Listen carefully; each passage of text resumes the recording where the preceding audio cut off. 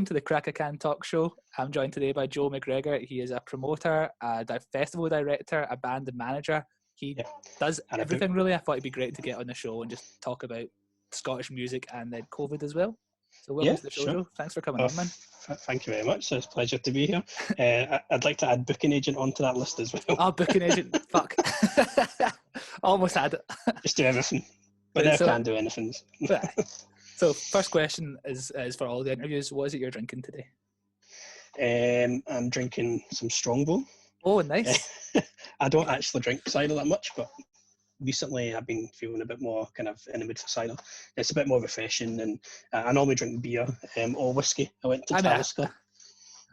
I went to the Talisker distillery, which is in Skye, and picked up some miniature bottles and 2 big bottles, but they're from my mum. So anytime I go to mum's, I get a couple of jams, but it's actually for her. There it is. So obviously this year has been a total write-off, especially for people like you and in the industry that you're working in. I've seen you've got a lot of gigs rescheduled already as well. Yeah, a lot of gigs.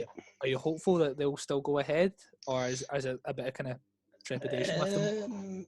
Quite a lot of trepidation, to be honest. I reckon anything before before and during summer, I just don't think will happen at all. I mean, I've got the band booked in a lot of festivals in Europe in the summer, and I'm just waiting for an email to come through, because I mean, one of the clients I've got who are based in Germany, and we booked a show for them in Leipzig, and this was a couple of weeks ago. They had no restrictions, nothing, whatever thing. And then the other day I get a message oh, by the way, Germany's went into lockdown, we need to reschedule this, and it's so it's now been rescheduled to January, and it's right, okay, but it's already a restrictive show. It's not a normal show, so but they've had to restrict it even further. Well, they've had to reschedule it. Oh yeah. So it's a pain in the ass. I really don't think, to be honest, anything will happen. Nah, me neither. We've got a show in I think November. We've got 2 shows in November. For That's Saor November. And Botany next November. November 2021. Right, okay. And I think that's the only show that will happen for us, to be honest. I mean, I'm going to be so gutted if that Gatecreeper show gets cancelled. Yeah, that's the one I was talking about the American band. We had to move it to August. Right, okay. Yeah, because I mean, I remember speaking to the agent about it. We're just like, oh, what do you want to do? And he's like, well, you want to just reschedule it to the year after, because obviously they're Americans, so they have to come over early because they're touring in Europe and all that. But yeah, I was gutted as well. I'm really looking forward to that. That'll be something then. We also had a few other bands that weren't announced yet. Oh, really? And we were just on the verge of announcing it. And we actually had a Ticket Scotland link, and I think people saw who it was and stuff, but we hadn't announced it. And they were messaging us oh, is this happening? And I'm like, we don't know. So that's been nothing worse, man. That's the thing is, I don't know if I can say, because it's been confirmed, and then it got rescheduled. And now it's been rescheduled again, and I don't know if it's now been cancelled or rescheduled. Yeah, so it's kind of like gig purgatory or something. It's not even exactly. It's not. There's no even point in announcing anything until we know exactly what's happening. Yeah, but obviously you do promotions companies here. You do Cog Promotions, which is Scottish based, but you also do Redback, which is German based. Is that right? Yeah. So they are the booking agency. Right, okay. So Redback Promotion are based in Essen in Germany, and so I basically joined them, and I basically have a roster of clients that I book in Europe. Okay, so you kind of run the clients and they get them in Europe and stuff like that. Oh, that's really cool. I mean, we've got a handful of people that do it. Do you notice big differences from obviously you must know the German scene if you're working with it. Do you know big differences between the scenes over there and what it's like back home for you? Yeah, it's like it's a big difference. I mean, the fans are like more passionate. There's more like acceptance when it comes to like metal music. I mean, we played Vakken last year, and it was like a huge response. You know, of like just the community, like the community sense that we've got Bloodstock, we've got Download, we've got Damnation, all amazing festivals, but you know, it's not the same. It's not the same, to be honest. I mean, as much as I want to support, you know, the UK and like, you know, things like that, it's really not the same, especially when it comes like to the fan perspective, you know. No, I totally agree, man. Like when obviously all the stuff with Download was happening this year and all the other festivals, I felt like it was all like, oh, like we're all one and we're all united, and it's like, you know, obviously this sucks that it can't happen, and everyone was like pure rallying together. And it felt really good. And then obviously Download got postponed to next year, and Iron Maiden couldn't do it anymore. So they replaced him with Biffy Clyro, and those same people were like, oh, fucking pussy shit. Fuck these guys. Like, I was like, what happened to all this camaraderie we had 2 months ago when we were all united as one? And now it's like, oh, fuck these pussies, you know, pop punk bullshit. I'm just like, like, can't fucking do that, man. Like, that just reflects bad on like the scene. Like, it puts bands off. Well, I would say so. I mean, but the thing is, like a band like Biffy Clyro, I mean, they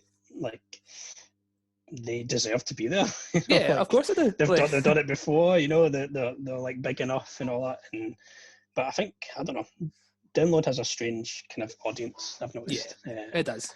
You know, but like, I don't want to talk shit about it. Like, I went to Download 8 years in a row. Like, I love Download, but I know what you mean. I've never been. I would like to go. I mean, like at some point I'd like to go, but I've never been. I've been to Bloodstock and I've been to Damnation. I think Damnation's probably my favourite. See, I've never been to Damnation, but I really want to go. Yeah, and it's run by Scottish guys. Oh, really? I didn't know that. Gavin. Yep. Oh, I didn't know that. Nice. See, I've never been, but like I hear nothing but great things about it. Same with Bloodstock, actually. I've never done Bloodstock, but people say it's because I don't know if it's because it's smaller. Like, it is that kind of community. Yeah. Like, I'm really big on like tech metal kind of stuff. I had God Eater on before as well. They were talking about Tech Fest, which I've never been to, but I'm on the Facebook group for, and that's like a fucking family, man. Those people live and at a festival. Like, regardless of the lineup, they'll go. Doesn't matter who's playing. Like, they are so in over their heads that they love it so much. And I feel like you lose that when the festival hits those like 60,000 people or 80,000 people. Well, I mean, I see what you mean, but I still think that, you know, festivals like Hellfest and like Vakken, like you still get that kind of like, passion and like community, because it's like in small pockets, you know. It's like I love Hellfest, but I just don't think you get that kind of feeling in like maybe like Bloodstock and Download, where you've got it's probably because, as you said, it's smaller. But I mean, you get your black metal stage, you've got your death metal stage. I went to see Converge and Cavell Attack at some like hardcore stage. So I was like, this is amazing. Like, what an afternoon! I can go and see like, you know, Europe or like Whitesnake or something, and I can go and see like Magua or like Mayhem or something. Yeah, and then, you know, it's so well rounded, and I think, you know, festivals here kind of miss that. I think so, but it's probably because it's like the genre's not as popular, you know. Yeah. See, I was going to ask about that, because I feel like with yourself, for like kind of extreme metal in Scotland, it's like Saor probably is one of, if not the biggest act that we have that's actually making like decent waves. I don't know whether we do the cut off. I would say us and Bleed From Within for sure. Yeah. I mean, I love Bleed From Within. Can't forget them. I mean, I think we're the two bands that are really kind of pushing it on the international scale. Yeah. The thing with us though, like, I mean, we could tour with like I don't know, something like Opeth. Yep. Oh, that would be brilliant. Yeah. But I don't think we could go down too well with like a band like Mayhem. Right. Okay. So do you think it's kind of like that kind of weird place where it's not extreme enough for the extreme crowd, but not palatable enough for the kind of lighter crowd? Yeah, something in the middle. It's very, very specific. And we've had to do a lot of work to get very like specific like slots or like with certain bands or whatever, you know. I would say Alcest from France, that's a perfect example. Yes. Like us and them go well together. very, very well together. So yeah, I'd agree. That's like a perfect combination.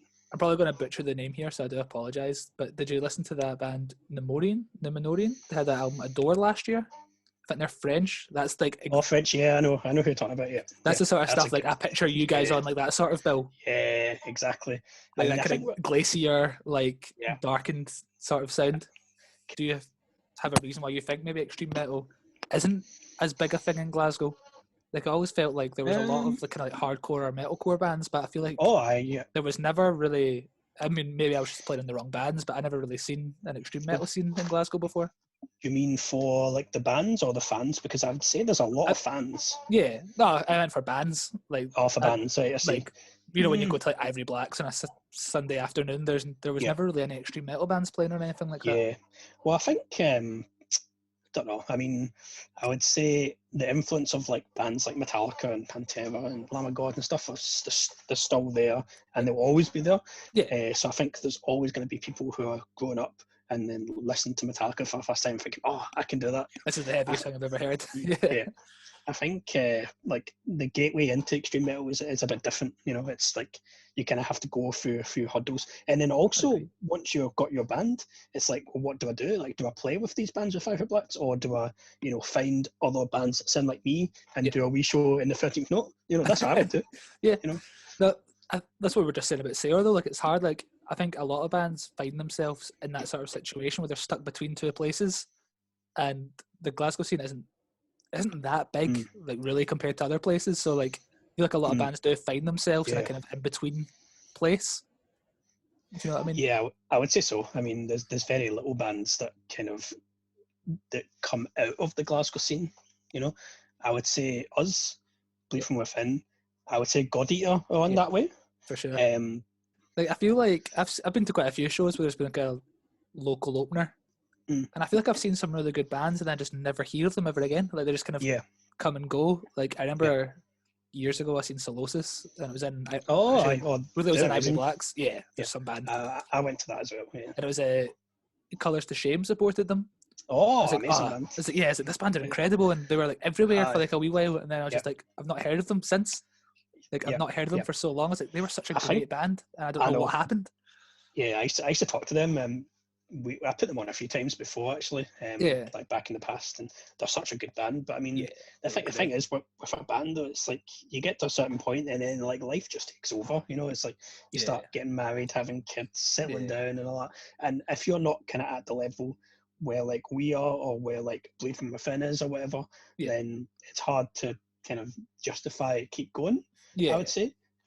Because I think first and foremost you need to do it because you enjoy it. Like, if you're doing it for any other reason, then it's just there's no point in doing it. You're wrong. Yeah, I agree.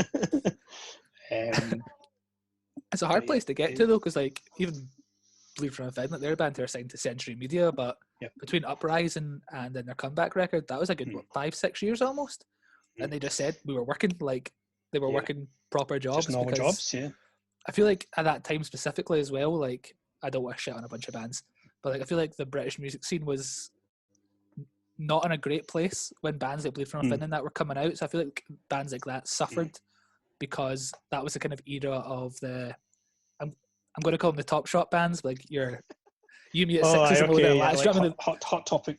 Yeah, like bands like that were playing Wembley. So then bands like Bleed From Within were falling through the cracks. Bands like Bury Tomorrow as well, like they weren't hitting the heights that those records deserved to be. And I feel like shout out to Bleed From Within because they never stopped, man. Like they came back and they have grinded hard to get where they are now. I actually did pretty much their first ever gig. Oh really? Yeah, it was in I can't remember if it was the first ever gig or if it was like, I think it was actually one of the first ever gigs. I remember, I think it was I think I watched an interview with Gunzi from Bleed From Within like years and years and years ago, and he said he said basically, in order to become more successful as a band from Scotland or from Glasgow, you need to get out of Glasgow. Yeah, okay. Because like you're already like established there, whatever. Yeah. You need to basically find a new audience and a new geographic area to play. And I think in Glasgow it's like the ambition is like play King Tut's and then that's it. We've made it. but like, there's no, as you said, there's no ambition to keep going and playing at other places. But I mean, I would rather, if I was starting out as a band, I would rather play like as many places as I could with bands that sound the same, who are a little bit bigger, than just play like one venue. Unless it's like an old school showcase where like, you're playing the Underworld in London, and like people from, loads of like AI agents, come along. Yeah, we're coming down to kind of check it out. Yeah, that's different. But the way that we go with Saor is that, like, when the band first started, Andy created his first album in 2013, and it gained a bit of traction. People started kind of being into it and stuff.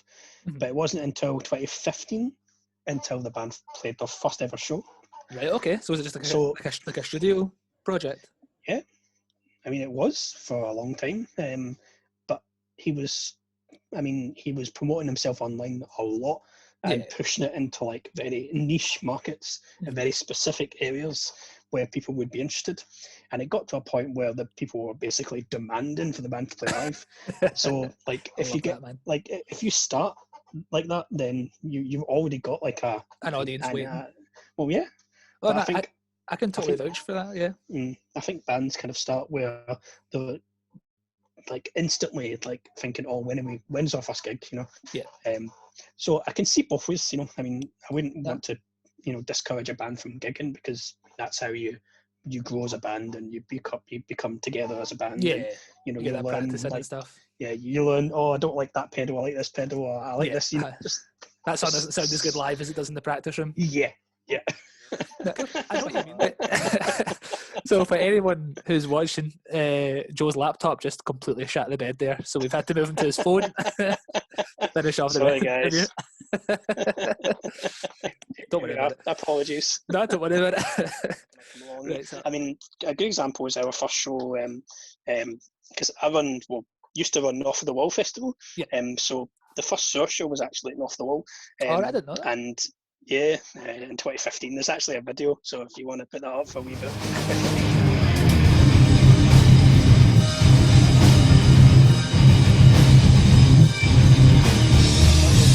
That first ever gig, that was a strange moment. And then like a couple of months after that, like I would say 2 or 3 months after that, they're playing in Germany in front of 1,000 people. Second ever show. Mad. How did Andy deal with that? Like, that's some mad pressure. Like straight into 1,000 people, more or less. That was, yeah. I mean, obviously, with them, they've had experience playing shows and stuff. Yeah, for other bands and stuff. With Knocking to a Certain Other bands and all that, so I mean, it's not that bad. It's just the pressure of like people's expectations, Like, yep. I mean, it's quite difficult to manage the expectations when you're going into a second show ever, with a band crowd. That's to 1,000 people exactly. When you've played Off the Wall to maybe like 250, something like that. Yeah. But yeah, that's crazy. It was pretty mental, to be honest. It was so weird, like, because I wouldn't lie, like I hadn't heard of Saor before until Forgotten Past came out. So I was quite late to the game, and I was like, wait, this was happening like in the same city that I live in, and this completely bypassed me. Like, the first time I heard you, like, it was a podcast called That's Not Metal, reviewed Forgotten Paths. Oh, right, okay. And I was like, all right, like, that sounds really cool. And then they were talking about how you were doing a release show in St. Luke's. Yeah. And I was like, all right, cool. Like, this kind of like atmospheric black metal band, they're playing in a church. I'll put the album on, put it on. I was like, wait, this is Scottish. And then they're playing St. Luke's. I was like, oh no, fuck that, I'm going. So, like, did you go along? Yeah, I went along to it. Right, cool. Oh, nice. But that was how I kind of. It was weird though. I was like, this is in the same city that I live in, and I work in like nightclubs and stuff, and this has just never appeared on my radar. Like, I felt like, how have I missed this? Yeah, I think a lot of people kind of feel like that, but it's weird because like because it's so niche, like there's like a specific market who, I mean, I would say that the band's probably one of the top in that genre for that kind of atmospheric, kind of black pagan kind of folk metal, whatever. Yeah. But I mean, to people who don't listen to that music as much, it's like just not going to cross you. It's exactly, and that's one of the things that I'm trying to push more and more now. It's just like, it's impressive, man. Like, it's so weird because it's like, I feel like extreme metal is kind of growing in a weird sense. Like, I've loved metal since about 2009 was when I kind of started getting into it. So like bands that brought My Valentine were king. Like, you know, them and Killswitch Engage were like the best bands in the world. Yeah. And then I was always put off by extreme metal. Like, I liked the idea of it more than I liked it. And this is going to be like probably the most hipster thing I say on this, but it was only when I heard Death Heaven I was like, okay, this clicks now. Oh yeah, and I'm one of the amazing though. All right, cool, good. Because I know people are like Marmite with Death Heaven, like they either hate them or love them. Oh mate, I've never seen a band get so much shit online. I think they're amazing, but I think people hate them. The thing is, like, you often, I mean, we get a lot of hate as well, actually, for some reason. But do you not think though, like, once a band starts to get that amount of hate, you know that they're doing something right? Exactly. The one thing. I mean, I remember talking to Andy, and we were like, you know, we need to create like a genre for this music, because look at, like, in Norway, you've got Norwegian black metal, you know. So is this where Caledonian metal came from then? Yeah. Right, okay. I mean, it was all Andy's idea, but I mean, I kind of, you know, we're part of the conversation. We're just kind of talking about it, you know, like we kind of need because we kept saying, well, what are we? Are we atmospheric black metal? No, well, yeah, kind of, but we've got a lot of folky parts, we've got a lot of kind of clean singing, whatever. So are we pagan metal? Not really, you know. Yeah, but I think Caledonian metal is the perfect summary of what you guys are. I would say so, and I can see in the next couple of years people doing similar music to that. Yeah, you know, I can see. And trying. Calling it. Trying to push that. I think the thing, especially with you guys, is see if you listen to your music with the music videos. Like, so many bands disregard the importance of a good music video now, but especially for Forgotten Paths, like, the music videos now are stunning. Yeah, like, that really adds to the music. Like I voted for independence and stuff, so I'm like really pro Scotland. But like, I was actually like quite emotional watching. I'm going to Braun? Is that how it's pronounced? Like, I was like when I watched that music video and that female vocal came in, I was actually like emotional. Like, I was like, this has hit something in me that I didn't know was there. I remember when I first heard that, like, I first heard Braun. I got given Braun, Forgotten Paths, and Monad at the time. Like, like Monad was like kind of all over the place, and it was just like an idea. Andy changed it so much because he sent me something. I'd be like, this sounds good, this doesn't sound good, whatever. Like, and then he would kind of go back and kind of create something different. And then he eventually created the song after numerous attempts. And I think he was getting a bit of writer's block at this point. Right, okay.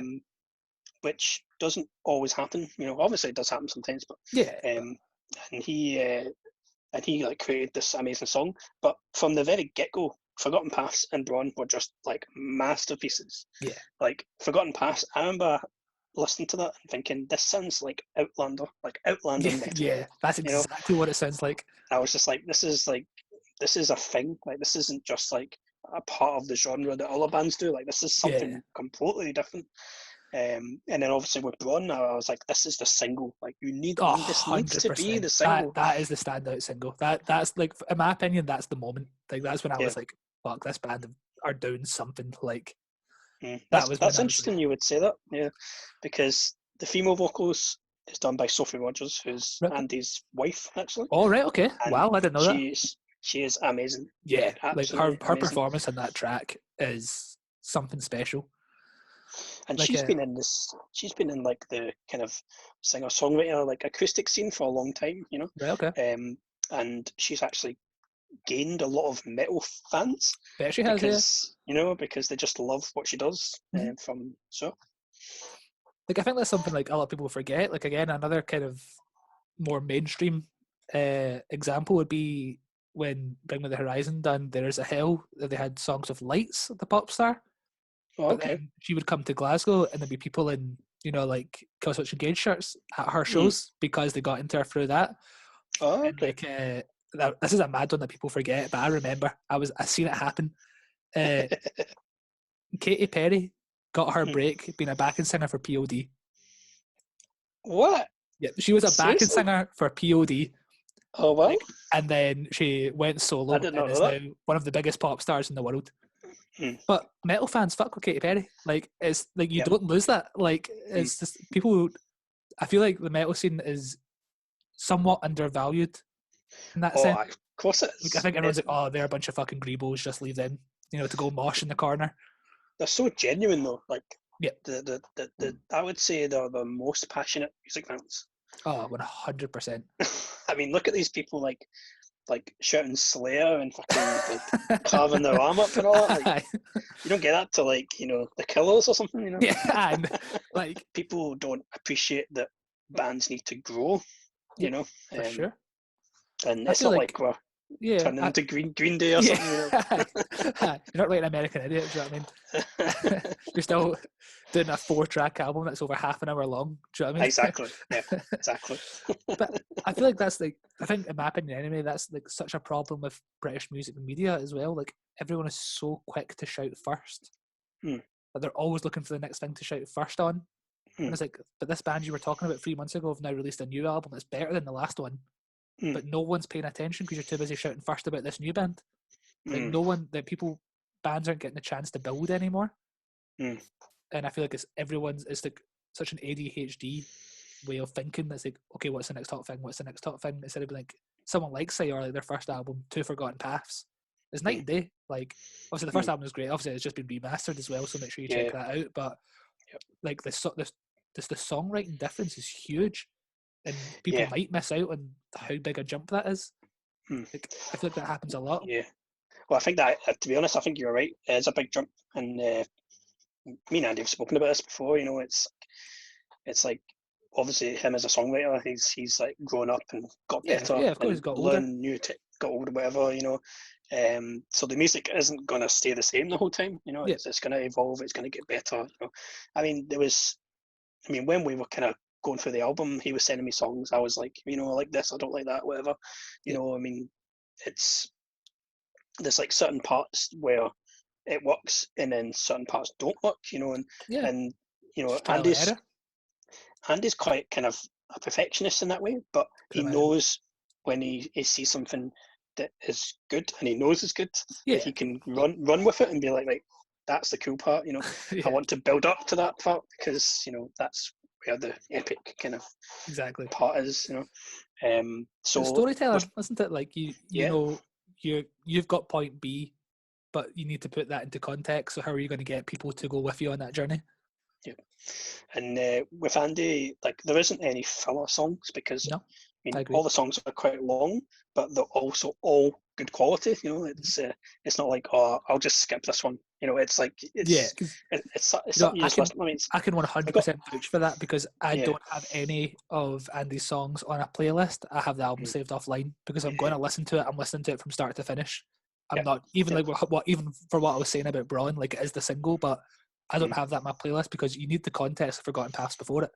Like, it makes so much more sense in a body. That album in particular, that flows really well, a lot of people were kind of a bit annoyed that it wasn't longer, which I totally get. But I mean, me and Andy were chatting about it, and we kind of both agreed that it would be more important to put the quality first. 100%. Because it's just all quality. I mean, I would rather listen to an album that's like just 4 or 5 songs of pure quality than 10 with only, a couple of songs. But with Braun, I mean, we knew that was the single, and we knew that needed to be a video. But I mean, the video for it, like, if you're watching this and you've not watched that video for Braun, it's amazing. Pause this and go and watch that because it is amazing. Like, it's like I said before, like, that's like promotional advert for Scotland. Like, when you come into Glasgow Airport and it's like the Saor Alba, like, right in the airport, get that playing on that screen, man. Like, that is the Welcome to Scotland campaign right there. I want Nicola Sturgeon walking out to that song at our next conference. Yes. That's what I want. Right. So, just to close up with you, Joe, I don't want to take up too much of your time. No, obviously, I'm good. with COVID, everything is a disaster. How do you combat that? Like, how are things going for you? Like, when you're rebooking shows, or even like, are you making offers? Are you, like, what's happening? I'm kind of seeing it from like a few different points of view, So like, I'm seeing it from like the promoter point of view, where I basically need to reschedule everything that's already kind of on sale, and then I'm having to I'm not actually putting in offers, to be honest. Right, okay. Haven't That's been fair. doing anything like that at all, because everything's just been rescheduled to next Right, year. okay. So a lot of the work has just literally just been rescheduling things. And if we are looking at new kind of shows, it's going to be in 2022, and there's not really been any offers or anything. You know, it's just like an idea because it's 2022. You know, but then you're kind of thinking, because 2022 in all of our heads, like that is like safe. Yeah, you know. Hopefully. But I mean, look back in March. I mean, we had loads of shows, you know, rescheduled to October, November, thinking that was going to be safe. But I mean, we just announced for Saor, we announced the Botniger tour had to be rescheduled, because I mean, we knew that for months and months and months, but it was because, I mean, obviously when you're going through these things, it's not just like you make the decision like a week before, you know. There's a lot of things that go with it, you know. But it's been difficult, to be honest. I mean, I've not been as busy as I would normally be. I mean, I'm normally always busy, you know, which is strange. I mean, I would be doing shows, you know, going to festivals, and you know, exactly the same, man. It's weird. It's just a complete mindfuck. Yeah, honestly, it really is, man. But I say thank you so much for coming on. It's so good to get like a kind of promotion and booking agent manager perspective of this, because we've had bands on before, so it's really good to see the complete other business side of it. So thank you so much, Joe. Like, I really appreciate your time, man. I appreciate that, and it's good to come on and chat some music with somebody. Not done that for a long time. So. Me neither. So, but thank you so much, man. Good. And make sure to check out Saor and check out Cog Promotions as well if you're based in Glasgow. I just want to say something. It's pronounced Saor. And I've been saying this wrong this whole interview, and you've waited till fucking now. Oh, you bastard. I've said it like 10 times. I know. I just find it funny because people say it like 4 or 5 different ways. Yeah, and I've just like given up. But okay. It's actually pronounced Saor. There we go. It's Saor. Right. So, I'm an arsehole, apparently. There's your fact for the day. Thank you. Well, thank you so much, Joe, and I'll see you next time, man. Stay safe, and hopefully I'll see you at a gig soon. Right. See you later, man. Have a good one. Right. You too.